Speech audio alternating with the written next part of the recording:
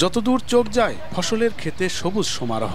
জানুয়ারির প্রথম সপ্তাহে রোপণ করা ধানের বাড়ন্ত শীষে জড়িয়ে আছে চাষির স্বপ্ন, কিন্তু এ স্বপ্নের বড় বাধা বিদ্যুৎ সংকট, লো ভোল্টেজ ও ডিজেলের মূল্য বৃদ্ধি। তবে নওগাঁর বলিহার মাঠের অন্তত 1000 বিঘা জমির ধান চাষি এবার চিন্তামুক্ত।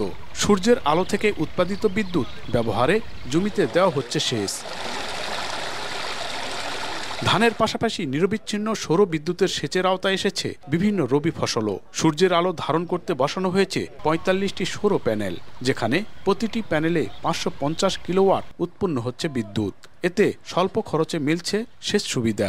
মাটি ফেটে যেত, ধান মরা হয়ে যেত, কিন্তু সোলার আসার কারণে দেখা যাচ্ছে যে আর কোনো টেনশন বোধ করতে হচ্ছে না। এই পানিতে আপনার আমরা কপি চাষ করি, বেগুন চাষ করি, পটল চাষ করি। আমাদের যে প্যানেলটা আছে বর্তমানে, এটা যদি আরো বাড়ানো হয় তাহলে আমরা বেশি পানি আরো পাবো।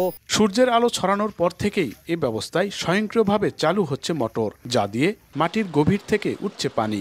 প্রচণ্ড গতি নিয়ে বের হওয়া পানি ভূ-অভ্যন্তরের সেচ নালার মাধ্যমে যাচ্ছে জমিতে। কৃষি সংশ্লিষ্টরা বলছেন, সৌরশক্তি কাজে লাগানোর ফলে খরচ কমেছে সেচ ব্যবস্থায়, আর অন্য মৌসুমে সৌর প্যানেলে উৎপাদিত বিদ্যুৎ যোগ হচ্ছে জাতীয় গ্রিডে।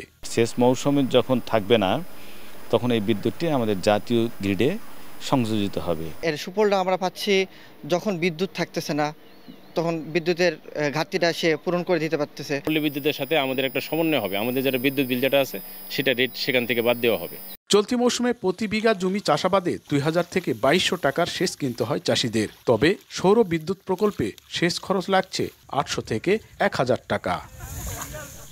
জেলা বরেন্দ্র বহুমুখী উন্নয়ন কর্তৃপক্ষ বলছে, জেলায় এই মুহূর্তে 131টি সৌর সেচ প্রকল্প সচল রয়েছে, যেখানে প্রতিদিন বিদ্যুৎ উৎপাদন হচ্ছে 3275 কিলোওয়াট, যা গড়ে 1,44,000 টাকার বিদ্যুৎ সাশ্রয় হচ্ছে। নওগাঁর বলিহার মাঠ থেকে এম আর রকি, সময় সংবাদ।